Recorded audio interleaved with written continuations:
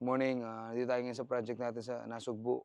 So, kung nakikita nyo, nagsusukat tayo. So, we have to make sure na nasusunod lahat yung nasa plano. So, hindi pa pwedeng hula-hula lang. So, itong project na to, nag-start to with plan and design. Kami ang gumawa ng plan and design nito.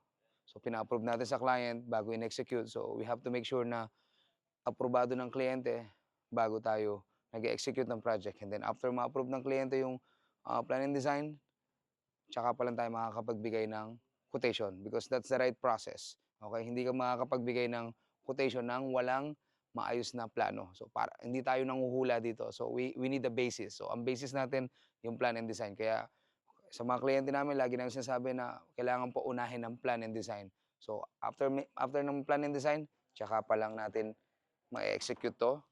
At the same time, tsaka pa lang namin kayo mabibigyan ng accurate cost. Okay? Have a great day everyone.